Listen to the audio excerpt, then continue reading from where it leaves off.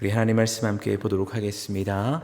열왕기하 3장 13절에서 27절까지 말씀입니다. 열왕기하 3장 13절에서 27절까지 말씀 우리 한 목소리로 함께 봉독하겠습니다. 엘리사가 이스라엘 왕에게 이르되 내가 당신과 무슨 상관이 있나이까? 당신의 부친의 선자들과 당신의 모친의 선자들에게 가소서 하니 이스라엘 왕이 그에게 이르되 그렇지 아니하니이다. 여호와께서 이 세 왕을 불러 모아 모압의 손에 넘기려 하시나이다 하니라. 엘리사가 이르되 내가 섬기는 만군의 여호와께서 살아계심을 두고 맹세하노니 내가 만일 유다의 왕 여호사밧의 얼굴을 봄이 아니면 그 앞에서 당신을 향하지도 아니하고 보지도 아니하였으리이다. 이제 내게로 검은고 탈 자를 불러 오소서 하니라. 검은고 타는 자가 검은고를 탈 때에 여호와의 손이 엘리야 위에 있더니 그가 이르되 여호와의 말씀이 이 골짜기의 개천을 많이 파라 하셨나이다. 여호와께서 이르시기를 너희가 바람도 보지 못하고 비도 보지 못하되 이 골짜기에 물이 가득하여 너희와 너희 가축과 짐승이 마시리라 하셨나이다. 이것은 여호와께서 보시기에 작은 일이라. 여호와께서 모압 사람도 당신의 손에 넘기시리니 당신들이 모든 견고한 성읍과 모든 아름다운 성읍을 치고 모든 좋은 나무를 베고 모든 샘을 메우고 돌로 모든 좋은 밭을 헐리이다 하더니 아침이 되어 소재 드릴 때에 물이 에돔 쪽에서부터 흘러와 그 땅에 가득하였더라. 모압의 모든 사람은 왕들이 올라와서 자기를 치려 한다함을 듣고 갑옷 입을 만한 자로부터 그 이상이 다 모여 그 경계에 있더라. 아침에 모압 사람이 일찍이 일어나서 해가 물에 비침으로 맞은편 물이 붉어 피와 같음을 보고 이르되 이는 피라 틀림없이 저 왕들이 싸워 서로 죽인 것이로다. 모압 사람들아 이제 노력하러 가자 하고 이스라엘 진에 이르니 이스라엘 사람이 일어나 모압 사람을 쳐서 그들 앞에서 도망하게 하고 그 지경에 들어가며 모압 사람을 치고 그 성읍들을 쳐서 헐고 각기도를 던져 모든 좋은 밭에 가득하게 하고 모든 샘을 메우고 모든 좋은 나무를 베고 기라레셋의 돌들은 남기고 물매꾼이 두루 다니며 치니라. 모압 왕이 전세가 극렬하여 당하기 어려움을 보고 칼찬 군사 700명을 거느리고 돌파하여 지나서 에돔 왕에게 가고자 하되 가지 못하고 이에 자기 왕위를 이어 왕이 될 맏아들을 데려와 성 위에서 번제로 드린지라. 이스라엘에게 크게 경노함이 임하매 그들이 떠나 각기 고국으로 돌아갔더라. 아멘. 갑작스러운 물 부족으로 큰 어려움을 겪게 된 남유다 북이스라엘 에돔 연합군은 드디어 엘리사를 만나게 됩니다. 보통 선지자와 왕의 만남을 보면 왕이 있는 곳으로 선자를 부르는데 당시 상황이 얼마나 급했는지 이 세 왕은 엘리사가 있는 곳으로 직접 찾아가는 것을 보게 되어집니다. 근데 북이스라엘 왕을 만난 엘리사의 반응은 참 매우 냉담했습니다. 오늘 13절 말씀 보니까 엘리사가 이스라엘 왕에게 이르되 내가 당신과 무슨 상관이 있나이까? 당신의 부친의 선자들과 당신의 모친의 선자들에게 가소서 하니 이스라엘 왕이 그에게 이르되 그렇지 아니하니이다. 여호와께서 이 세 왕을 불러 모압의 손에 넘기려 하시나이다 라고 말하고 있습니다. 엘리사가 사실은 북이스라엘의 선자로 사명을 감당하고 있었지만 여호람의 그 불분명한 신앙적 태도로 인해서 엘리사는 실망감을 가지고 있었고 이에 엘리사는 이렇게 말하는 것입니다. 내가 당신과 무슨 상관이 있습니까? 라고 말하는 것이죠. 그리고 오히려 여호람에게 이렇게 말합니다. 당신의 부친의 선자들과 당신의 모친의 선지자들에게 가소서. 당신이 더 의지하고 믿고 따르는 그 신들을 찾지 왜 하나님을 찾고 있느냐라고 조롱격으로 이야기하는 것입니다. 여러분, 우리가 이 말씀을 보면서 어제 나눴던 말씀과 비교할 때 이상함을 느낍니다. 왜냐하면 어제 나눴던 2절 말씀에서는 여호람에 대해 이렇게 말씀하거든요. 여호람이 그의 부모와 같이 아니하였으니 이는 그가 그의 아버지가 만든 바알의 주상을 없이 하였음이라 라고 말씀하고 있다는 것입니다. 근데 이 오늘 본문 말씀에 나온 엘리사의 증언을 통해 무엇을 보게 됩니까? 여호람이 여전히 그 우상의 영향력에서 벗어나지 못한 것처럼 느껴지고 보여집니다. 그렇다면 무엇이 진실인가? 사실 여호람이 그의 부모와 같이 않기를 원했던 그 마음, 어제 읽었던 2절과 같은 그 마음은 진심이었습니다. 하지만 실상은 어땠느냐? 여전히 그의 어머니 이세벨은 살아있습니다. 이세벨이 살아있다는 것은 무엇을 의미할까요? 이세벨의 영향력이 아직도 대단하다는 것입니다. 그렇게 여호람의 마음은 원이로되 두렵고 염려되는 것이 많아서 결단하지 못했다는 것이죠. 우리가 열왕기하 10장 말씀을 보면 예후를 통해서 아합의 가문, 즉 오므리 왕조의 후손들이 다 죽임을 당하는 것을 보게 됩니다. 근데 그때 누구도 함께 죽게 되냐면요, 바알의 모든 선지자들도 함께 죽게 되었다라고 말씀하고 있습니다. 결국 이를 통해 우리는 무엇을 알게 됩니까? 그때까지도 바알의 모든 선지자들이 아주 활발하게 활동을 하고 있었다는 것. 그래서 여호람이 바알 선지자의 활동을 묵인했다는 것을 우리가 말씀을 통해 알게 되어집니다. 그렇게 엘리사는 여호람을 차갑게 대하며 그의 우상 숭배를 질책하는 것입니다. 하지만 여호람은 엘리사의 이 말을 부정하면서 갑자기 이야기의 주제를 전환시켜 버리죠. 이렇게 말합니다. 그렇지 아니하니이다 라고 부정합니다. 그리고 이야기의 전환을 말하는데 여호와께서 이 세 왕을 불러 모아 모압의 손에 넘기려 하시나이다. 여러분, 이 말씀을 보면서 어제와 동일한 이야기를 보게 되어지는데, 이 전쟁을 하나님이 허락하셨습니까? 하나님이 너희들 연합군으로 모여서 모압을 치라 라고 말씀하셨습니까? 아니요, 이 전쟁은 하나님이 허락하신 전쟁이 아니었습니다. 하지만 여호람이 계속해서 주장하는 것이 무엇이냐? 여호와께서 우리를 불러 모았다, 그리고 우리에게 어려움을 주어서 모압에게 우리를 넘기려고 한다 라고 하는 말도 안 되는 주장을 펼치고 있는데, 그 마음속에서는 하나님께서 이 문제를 해결해 달라는 생떼를 쓰고 있는 것입니다. 물론 결과적으로 보면 하나님께서 연합군을 도우시고 기적을 베푸십니다. 하지만 그들에게 이 기적을 베푼 이유는 여호람 때문이 아니었음을 엘리사는 분명히 이야기합니다. 오늘 14절 말씀에서 이렇게 말합니다. 엘리사가 이르되 내가 섬기는 만군의 여호와께서 살아계심을 두고 맹세하노니 내가 만일 유다의 왕 여호사밧의 얼굴이 봄이 아니면 그 앞에서 당신을 향하지도 아니하고 보지도 아니하였으리다. 여러분, 엘리사가 무엇을 말합니까? 이 어려운 상황 속에서 믿음의 반열에 서 있던 여호사밧이 아니었다면 내가 당신을 만나지도 않았고 보지도 않았고 하나님의 예언을 선포하지도 않았을 것이다 라고 말하는 것입니다. 결국 여호람이 여호사밧과 연합군을 이루어서 모압을 친 것은 신의 한 수였죠. 하지만 이 기적은 여호사밧을 위한 기적이었지 여호람을 위한 기적은 아니었습니다. 그래서 결론적으로 오늘 말씀을 보면 연합군이 모압과의 전쟁에서 승리를 하지만 완전한 승리를 가져오지 않습니다. 무엇보다 모압을 다시 속국으로 삼으려 했던 그 북이스라엘의 여호람의 계획이 다 수포로 돌아가게 됨을 말씀을 통해 보게 된다는 것입니다. 이어진 15절 말씀을 보면 엘리사는 갑자기 검은 고 탈 자를 데려와라 라고 말합니다. 그리고 검은 고 타는 자가 나와 검은 고를 탈 때에 엘리사를 통해 하나님의 말씀이 선포되죠. 여기서 갑자기 웬 검은 고인가 라는 생각을 할 수 있는데, 여기서 말하는 검은 고는 수금입니다. 그래서 수금 타는 자를 데려와라 하고 수금을 탈 때에 하나님의 영이 운동이 임했다라고 말하고 있는데, 아마도 여우람으로 인해 마음에 불편함이 있었던 엘리사가 수금을 통해 자신의 마음을 가라앉히고 하나님의 말씀을 대언하려 하지 않았나라고 생각을 하게 되어지죠.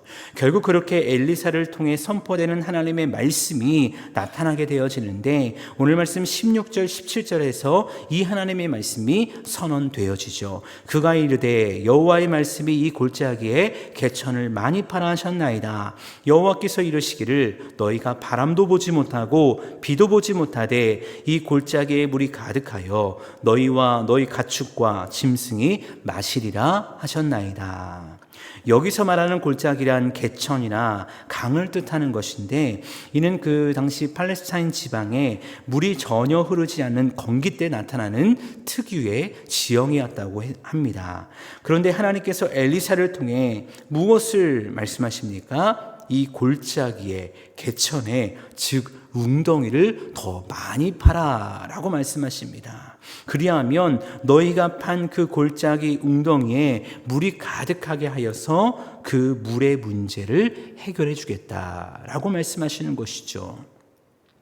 근데 당시 상황은 어떠합니까? 앞서 말했듯 기후적으로 보면 건기입니다. 그래서 모든 골짜기가 메말라 있는 상황을 그들의 눈으로 보고 있고, 그 메말라 있는 상황으로 인해서 고통을 당하고 있는 것입니다.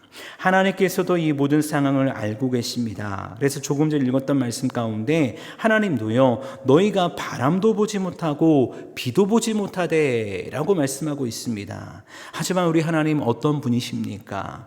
엘리야를 통해 3년 6개월의 가뭄을 주기도 하시고요, 그 가뭄 이후에 큰 비를 주기도 하시는 전능하신 분인 줄 믿습니다. 근데 여기서 하나님의 기적이 끝나지 않을 것입니다. 이어진 말씀 가운데 18절 19절 보니까 하나님 이렇게 말씀하십니다. 이것은 여호와께서 보시기에 작은 일이라. 여호와께서 모압 사람도 당신의 손에 넘기시리니 당신들이 모든 견고한 성읍과 모든 아름다운 성읍을 치고 모든 좋은 나무를 베고 모든 샘을 메우고 돌로 모든 좋은 밭을 헐리다. 여러분, 하나님께서 이어진 말씀을 통해 무엇을 말씀하십니까? 골짜기마다 어디에서 공급되었는지 알 수 없는 물이 채워지는 것, 그것은 작은 일이다 라고 말씀합니다. 그러면서 이제 큰 일이 무엇인가 말씀하시는데, 너희들의 전쟁의 목적처럼 모압 사람들을 너희들의 손에 넘길 것이다. 그리고 그때 모압에 이런 일들이 일어날 것이다 라고 말씀하시면서 4가지의 사건을 묘사하고 계시죠. 첫 번째는 연합군이 모압의 모든 견고한 성읍과 모든 아름다운 성읍을 치게 될 것이다. 두 번째는 모압의 모든 좋은 나무를 벨 것이다. 나무를 벤다는 것은요, 모압의 나무의 손실은 건축에 막대한 손실을 준다는 의미를 가지고 있습니다. 세 번째, 모압의 모든 샘을 메울 것이다. 샘을 메운다는 것은 물을 다 사라지게 한다는 거거든요. 이 물 부족이 얼마나 큰 어려움을 주는가는 이미 이 연합군이 경험을 했다는 것입니다. 그리고 네 번째로, 모압의 모든 좋은 밭을 돌로 헐 것이다 라고 말씀하시면서 그 땅을 농작할 수 없는 땅으로 만들 것이다. 이 4가지를 하나님께서 말씀하시는 것입니다. 그리고 이제 하나님께서는 이 일을 실행하십니다. 20절 이하의 말씀을 보면 이 기적이 어떻게 실행되는지를 말씀하고 있는데, 특별히 20절에서 이 기적이 실행되는 때를 이렇게 말하죠. 아침이 되어 소재 드릴 때라고 말씀하고 있습니다. 여기서 이렇게 명시하는 이유는 아침이라는 시간을 강조하기 위함인데, 여기서 말하는 아침이란 새벽에 동이 트는 시간을 뜻하는 것입니다. 근데 이 아침이 왜 중요하냐면, 이스라엘의 역사 속에서 나타난 하나님의 기적들이 대부분 언제 일어났느냐? 바로 이 아침 새벽 동틀 때에 일어났기 때문입니다. 대표적인 사건으로 홍해 사건도 바로 이때 일어나게 되었다는 것이죠. 결국 오늘 말씀에서도 마찬가지인데, 그 아침에 하나님의 말씀이 성취되는 것입니다. 연합군들은 그 아침 소재 들을 때 이제 물이 철철 넘치는 것이 골짜기와 그 웅덩이를 다 메우게 되는데, 이 물이 어디서 나타나는지 모릅니다. 비가 내리는 것도 아니기 때문에 어디서 온 물인지 모르지만 분명한 것은 하나님이 허락하신 기적의 물이라는 것입니다. 그 물을 통해서 심한 갈증으로 죽게 되었던 군사와 가축들이 물을 먹게 되고 소생하게 되고 새 힘을 얻게 되는 것이죠. 근데 한편에서 이 물의 정체를 보고 있던 또 다른 사람들이 있었으니 그 사람들은 모압 사람들이었습니다. 모압은 연합군이 몰려온다라는 소식을 듣고 갑옷을 입을 만한 최연소 나이부터 그 위 연령대까지 모든 장정을 군사로 소집했거든요. 그야말로 모압에게 있어서는요, 목숨을 건 전쟁을 준비하고 있는 것입니다. 그렇게 이들은 전쟁을 준비하며 어떤 정보도 놓치지 않는 치밀함을 보였는데, 이 치밀함이 이들에게 있어서 큰 실수로 작용하게 된 것이죠. 오늘 본문 22절 말씀 보니까 정말 황당한 일이 펼쳐집니다. 물론 하나님의 기적이고 하나님의 역사인데 인간적으로 볼 땐 정말 황당합니다. 모압 사람이 일어나 보니까 그들도 물을 보는 겁니다. 어디서 온지 모르는 그 물을 보게 되는데, 그 물이 어떻게 보였느냐? 해가 물에 비침으로 맞은편 물이 붉어 피와 같이 보였다는 것입니다. 사실 이때 피와 같이 보일 수 있지만 이게 어떻게 된 일인가 라고 생각하며 정탐꾼을 보내서 사실을 확인을 해볼 만한데, 잘못된 정보에 심취한 나머지 이들은 이렇게 말합니다. 23절에서 이는 피가 틀림없이 저 왕들이 싸워 서로 죽인 것이로다. 모압 사람들아, 이제 노력하러 가자라고 말합니다. 그리고 그들은 스스로 성문을 열고 그 연합군의 진영을 향해 나아가게 되는 것이죠. 여러분, 근데 지금 연합군의 사기는 어떻습니까? 놀라운 기적을 경험했기 때문에 그들의 사기는요, 하늘을 뚫을 정도로 대단했습니다. 그러니까 24절 이하의 말씀을 보니까 연합군이 모압을 크게 이기고 너무나도 쉽게 모압의 성내로 들어가서 전쟁을 하게 됩니다. 그리고 25절 말씀 보니까 앞선 19절에서 큰일이다, 작은 일이다, 그리고 너희에게 더 큰 일을 보일 것이다 라고 말씀하셨던 것처럼 성읍을 쳐서 헐고 돌로 던져 모든 좋은 밭을 없애고 모든 샘을 메우고 모든 나무를 베어버리는 하나님의 말씀의 성취가 정확하게 일어남을 보게 되어진다는 것입니다. 모압 왕은 절제절명의 위기를 맞이한 것이죠. 26절 말씀 보니까 모압 왕이 칼찬 구사 700명과 함께 그나마 위세가 약한 에돔의 진영을 뚫고 지나가려고 합니다. 하지만 그 또한 쉽지 않았던 것 같습니다. 그러자 모압 왕 메삭은 자신이 할 수 있는 최후의 방법을 쓰게 되는데, 그 방법은 자신의 왕위를 이어받을 맏아들을 성 위로, 모든 군사들이 볼 수 있는 성 위로 데려와 그들이 믿는 우상 그모스에게 그 아들을 죽여 번제로 드리게 되는 것이죠. 성 위에서 이 일이 행해졌기에 모든 군사들은 그 모습을 직접적으로 보았을 것입니다. 그리고 그 광경을 지켜본 모압 군사들의 분위기는 어떻게 되었을까요? 정말 눈이 뒤집혀지는 큰 분노에 휩싸이게 됩니다. 그리고 그 분노는 누구를 향해 되었느냐? 이스라엘을 향하게 되었다는 것입니다. 그래서 오늘 말씀 마지막 27절 보니까 당시 상황을 이렇게 말씀하죠. 맏아들을 데려와 성 위에서 번제를 드린지라 이스라엘에게 크게 경노함이 임하매. 결국 이 사건을 통해서 모압과의 전쟁이 끝이 나게 됩니다. 그리고 연합군은 각기 고국으로 돌아가게 되었다라고 성경은 말씀하고 있습니다. 사실 다 이긴 전쟁입니다. 그런데 그 이긴 전쟁 끝은 뭔가 아쉽습니다. 여호람은 다 이긴 전쟁인데 다시 모압을 자신들의 속국으로 삼을 수 있을 것 같은데 라고 생각했을 것입니다. 하지만 하나님께서 허락하신 것은 딱 여기까지였습니다.